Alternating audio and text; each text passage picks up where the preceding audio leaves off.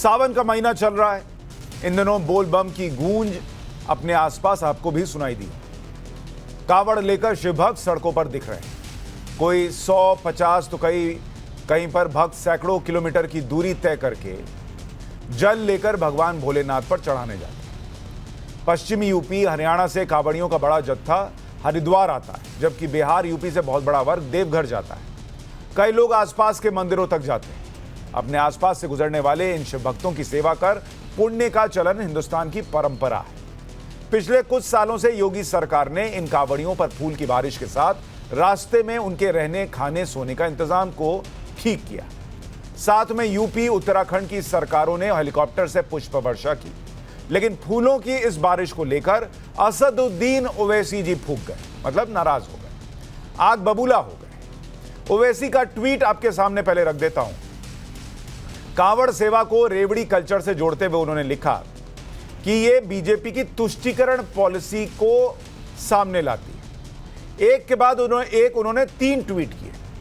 Tweet number 1 में उन्होंने जो लिखा कि पुलिस ने पंखड़ियां बौछार की, कावड़ियों का झंडों से इस्तकबाल किया, उनके पैरों पर लोशन लगाया और उनके साथ इंतहाई शफकत से पेश आए। दिल्ली पुलिस ने लोहारों को हटाने की बात की ताकि कावड़ियां नाराज ना हो जाएं। यूपी हुकूमत ने यात्रा के रास्तों पर गोश्त पर पाबंदी लगा दी। फिर आगे उन्होंने लिखा कि यह रेवड़ी कल्चर नहीं है क्या?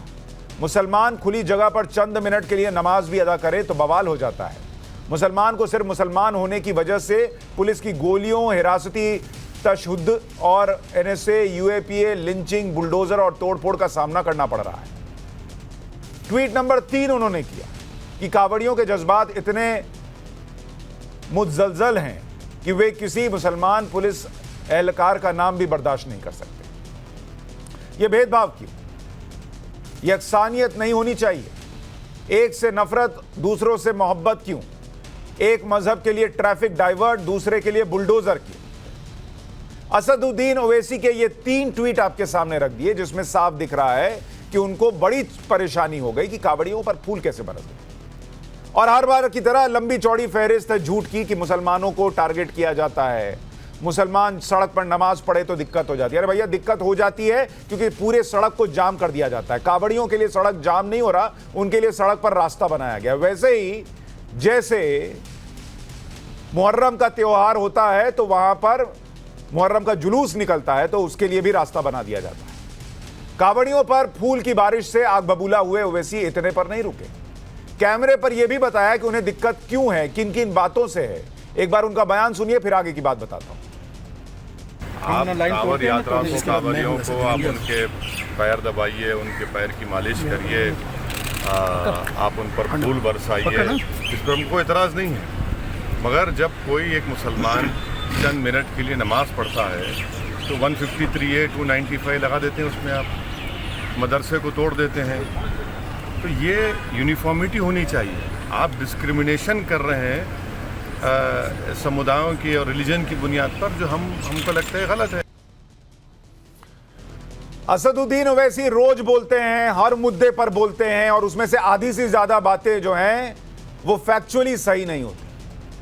मदरसों को तोड़ दे रहे हैं। अरे भैया, उसी उत्तर प्रदेश में मदरसों को आधुनिक बनाया जा रहा है। ओवैसी का यह बयान उस वक्त आया जब कावड़ यात्रा पीक पर है। कावड़ पर थूकने के आरोप और कुछ दूसरी चीजों को लेकर विवाद चल रहे हैं। पुलिस अपने तरीके से मामले को टैकल भी कर रही है। इस दौरान एक नेता होकर लोगों को संयम से रहने की सलाह न देकर ओवैसी साहब भड़का नहीं रहे तो और क्या कर रहे हैं कि देखो हिंदुओं के साथ क्या हो रहा है, और मुसलमान को तो नमाज भी नहीं पढ़ने देते। अरे कहां नहीं पढ़ने देते भाई? नमाज कहां नहीं पढ़ने देते? अभी जयपुर की तस्वीर आई थी, याद होगा आपको। पूरा जयपुर का इलाका जो है उसमें सड़क पर नमाज पढ़ी जा रही है, और देश के अलग अलग हिस्सों में होता है। ये देखिए, आपको तस्वीर 3 मई की दिखा दे रहा हूं। सड़क पर आपको सिर्फ और सिर्फ नमाजी दिख रहे हैं, और कौन दिख रहा है? और वहां पर भी फायर ब्रिगेड की गाड़ी खड़ी है कि किसी को कोई दिक्कत ना हो जाए। तब असदुद्दीन ओवैसी को यह नहीं दिखता? इस तरह से सड़क पूरी की पूरी जाम हो और कांवड़िए जा रहे हो तो बताइए। ओवैसी के बयान के बाद यूपी में योगी के डिप्टी केशव प्रसाद मौर्य ने जवाब दिया। उन्होंने क्या कहा, पहले वो भी सुन लीजिए। अगर कोई नमाज सड़क पे कर लेता है सरकार को आपत्ति हो जाती है, लेकिन यहाँ पे पुलिस प्रशासन पूरा सहूलियत दे रहा है, उनकी पुष्प वर्षा की जा रही है। नहीं, हमने उत्तर प्रदेश में जो व्यवस्था खड़ी की उस व्यवस्था का सब लोग स्वागत कर रहे हैं। अब लोग अपना मस्जिदों में जाकर नमाज पढ़ते हैं, ईदगाह में नमाज पढ़ते हैं।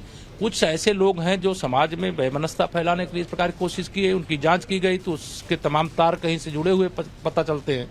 तो हमारे यहाँ नमाज पढ़ने पे रोक नहीं है, कोई मुस्लिम धार्मिक आयोजन पर रोक नहीं है। वो सब करते थे, करते हैं, करते रहेंगे। बयान आपने सुन लिए, उस पर रिएक्शन देख लिए और उससे पहले पूरी खबर आपको बता चुका। अब कुछ तर्क की बात आपके सामने रख देता हूं। आपने हज यात्रा सुनी हो, मुस्लिम समुदाय के लिए बेहद पवित्र यात्रा होती है। बहुत सारे ऐसे मुसलमान हैं जो यात्रा करना चाहते हैं लेकिन उनके पास पैसे नहीं।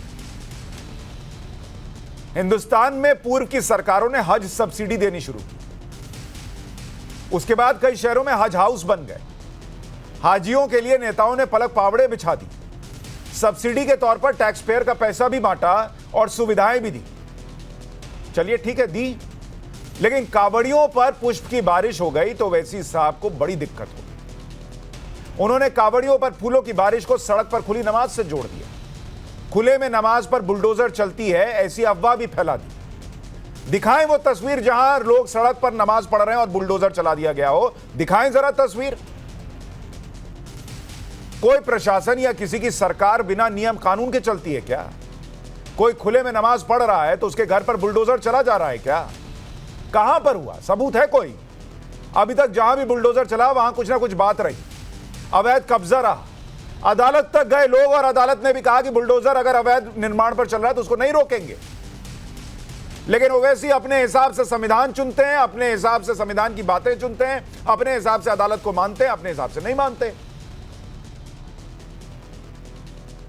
ऐसा नहीं है कि किसी के घर पर बुलडोजर चल जाएगा। इस पर यूपी पुलिस की तरफ से भी बयान आया है जो ओवैसी कह रहे हैं। प्रशांत कुमार क्या कह रहे हैं, एडीजी लॉ एंड ऑर्डर, सुन लीजिए।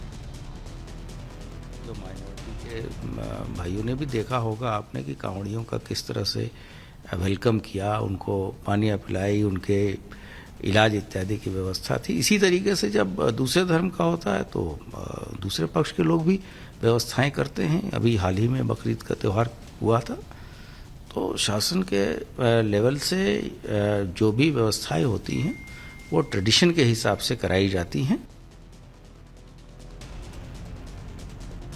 यूपी के मंत्री हो, यूपी की पुलिस हो, सब कह रहे हैं कि हर धर्म के लिए जब होती है व्यवस्था तो सबके लिए होती है। दशहरे पर पुलिस की ड्यूटी लगती है तो बकरीद पर नहीं लगती है क्या? ये वही हिंदुस्तान है ना जहां प्रधानमंत्री सार्वजनिक तौर पर कहते कि देश के संसाधनों पर पहला हक अल्पसंख्यकों का है, मुसलमानों का है। तब तो किसी को दिक्कत नहीं हुई थी। ये वही हिंदुस्तान है ना जहां टैक्स पेयर के पैसे से हज सब्सिडी 500 से 600 करोड़ रुपए तक चली जाती है। तब तो ओवैसी नहीं बोलते हैं। मोदी सरकार ने 2018 में इसे बंद किया। उसके पहले क्या चल रहा था उसे देश ने देखा है। ओवैसी साहब आज तो पॉलिटिक्स में आए नहीं। 2017 में आमरण अनशन शुरू कर देते कि जब तक हज सब्सिडी खत्म नहीं होगी अन्न जल त्याग देंगे। ये तो नहीं कर पाए वो। अब कावड़ियों पर फूल की बारिश हो गई, और वो भी क्या, सावन का महीना पूरे साल चलता है क्या? कावड़ यात्रा पूरे साल चलती है क्या? कुछ दिन की बात होती है और उसमें भी ऐसा नहीं है कि पूरे देश में रोज फूल बरसाए जा रहे हैं। कुछ पुलिस वालों ने कावड़ कैंप में थके शिव भक्तों को सपोर्ट क्या कर दिया, बस बैरिस्टर साहब को दिक्कत हो गई। कावड़ सेवा रेवड़ी कल्चर हो गया। इसलिए आज राष्ट्रवाद में सवाल पूछ रहा हूं कि कावड़ियों पर फूल की बारिश से ओवैसी आग बबूला क्यों हो रहे हैं? क्या दिक्कत है? पूर्व की हज सब्सिडी, सरकारी इफ्तार पर चुप्पी, शिव भक्तों पर फूल तो सवाल। सड़क वाले नमाजियों से मोहब्बत, भोले के भक्तों पर नफरत जैसी बात क्यों? आज इसकी चर्चा करूंगा। इसको लेकर डॉक्टर रिजवान अहमद राजनीतिक विश्लेषक हमारे साथ जुड़ रहे हैं, प्रोफेसर कपिल कुमार इतिहासकार हमारे साथ हैं, दानिश कुरैशी राजनीतिक विश्लेषक जुड़ रहे हैं और अतुल सक्सेना समाजवादी पार्टी के नेता हमारे साथ जुड़ रहे हैं। आप सभी का बहुत स्वागत है। दानिश कुरैशी जी, इस देश में तो इफ्तार पार्टियां देने का कल्चर है, हज सब्सिडी देने का कल्चर है, बहुत सारा और कल्चर इतने सालों से रहा है। मुहर्रम का जुलूस निकलता है तो उसके लिए भी रास्ता जो है वो दिया जाता है। तो अगर कावड़ियों पर 1-2 दिन पुष्प वर्षा हो गई तो उससे ओवैसी साहब को दिक्कत क्यों होनी चाहिए?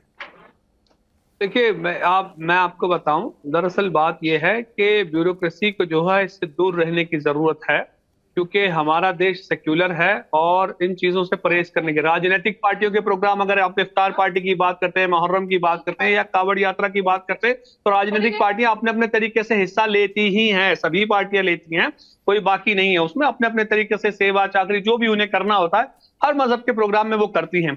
लेकिन सरकार का जब इन्वॉल्वमेंट आ जाता है, जब योगी जी खुद या तो उस पे निकल आते हैं हेलीकॉप्टर से भ्रमण पे और पुष्प वर्षा की बात आती है, तो दिक्कत यह है कि सवाल तो लाजमी बनता है। उसमें असद साहब ने क्या गलत सवाल किया है, मुझे ये बताइए। हज सब्सिडी सरकार नहीं देती थी, तो हज सब्सिडी का तो वो खुद विरोध करते थे कि हम सब्सिडी के नाम पे हमें कुछ नहीं मिलता। आप बताइए, उनका विरोध था पार्लियामेंट में? हज सब्सिडी को खत्म करने के लिए ओवैसी साहब ने क्या कहा, मुझे बताइए। मुझे ये बताइए, ओवैसी साहब ने विरोध किया था, सब सब्सिडी जब खत्म हो रही थी पार्लियामेंट में नहीं किया था। आप रिकॉर्ड चेक कर लीजिएगा। तो मैं वही कह रहा हूँ कि हज सब्सिडी के नाम पे जो कुछ भी हो रहा था सारा देश जानता था, लेकिन मैं वही कह रहा हूँ आपको कि फिर भी अगर इतना सब कुछ होता तो वो विरोध करते पार्लियामेंट में। देख लीजिए, नहीं है उनका विरोध। बताइए अगर रिकॉर्ड पे विरोध है नहीं, तो रिकॉर्ड पे तो उनका कावड़ियों को लेकर भी विरोध नहीं है।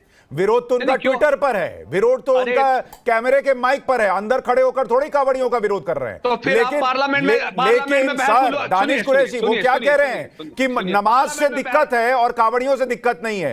कहां नमाज से सड़क छेक छेक के नमाज पढ़ी नहीं जा रही है इस सालों से इस देश के अंदर? बहस बुला लीजिए। मैं कह रहा हूं जो ओवैसी साहब ने पार्लियामेंट के बाहर कहा है वो अंदर भी कहने की हिम्मत रखते हैं। अरे तो हिम्मत रखते हैं तो कहें। मैं ये नहीं कह रहा हूं कि अंदर क्यों नहीं कहा, आप कह रहे हैं अंदर नहीं कहा, इसका मतलब उसका विरोध नहीं करते, तो बाहर आकर तो कह रहे हैं ना। लेकिन हज सब्सिडी को लेकर उन्होंने कभी बाहर आकर नहीं कहा, उन्होंने कभी नहीं कहा कि सड़क पर नमाज नहीं पढ़नी चाहिए, लोगों के ट्रैफिक में दिक्कत आती है। नहीं, मैं सुशांत, मुझे ये बताइए उनका विरोध बताइए जहां और मैं ये पूछ रहा हूं कि भाई जिस देश के अंदर इतनी इफ्तार पार्टियां सालों से दी जाती रही, जिस देश में हज सब्सिडी दी जाती रही, उससे कोई दिक्कत नहीं, और एक पूरे साल तो सावन का महीना नहीं होता सर, पूरे साल कावड़ यात्रा नहीं चलती, 2 दिन अगर पुष्प वर्षा हो गई तो दिक्कत हो गई।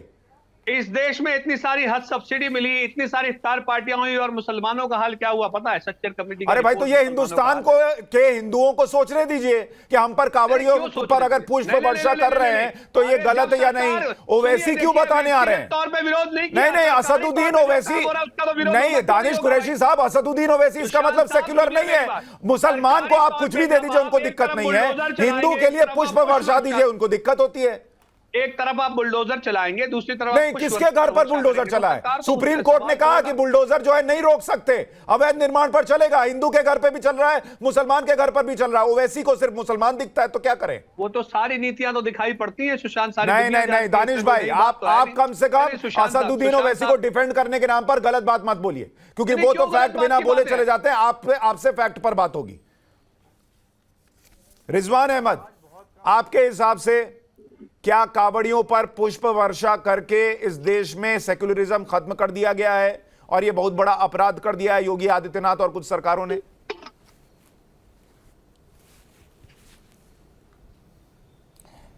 जी शुक्रिया, जय हिंद, वंदे मातरम। मैंने इस मारे उंगली उठाई सुशांत भाई, एक तरफ आपसे प्यार बहुत करता हूं और दूसरी तरफ शायद दानिश ये वही आदमी है जिसने भोलेनाथ पर बहुत ही 2 बार गंदे ट्वीट किए थे और ये जेल गया था।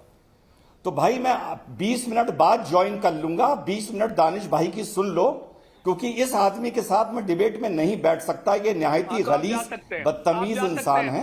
मैं 20 मिनट बाद ज्वाइन कर लूंगा, 20 मिनट आप पहले इनसे बात कर लो। नहीं रिजवान भाई, है ना, शुक्रिया। नहीं रिजवान भाई, 1 मिनट। रिजवान भाई देखिए, ये काम आप कभी नहीं करते। आपको लेकर भी कई लोग ऐसा बोलते हैं कि वो आएंगे तो मैं डिबेट में नहीं आऊंगा, और मैं इस बात को हमेशा खारिज करता हूं कि सबको बोलने का मौका मिलता है। वो आपको नहीं काउंटर करेंगे, आप उनको मत जेल गया है भोलेनाथ के अपमान के लिए। नहीं, सिवाय बकवास करने के ये क्या मुकाबला करेंगे? तर्कों पे बड़े भाई, ये बहुत बदतमीज आदमी है, इसने बहुत गंदा ट्वीट किया था, ये जेल गया था। अरे ये तार्किक बात, ये जेल गया था, ये अरे मैं कहां गया था? बहुत बदतमीज आदमी है भाई। खबरों के पीछे की खबर पहुंचाते हैं हम, आपकी आवाज को मुद्दा बनाते हैं हम। टाइम्स नाउ नवभारत को YouTube पर लाइव देखिए, सब्सक्राइब करिए और बेल आइकन जरूर दबाइए।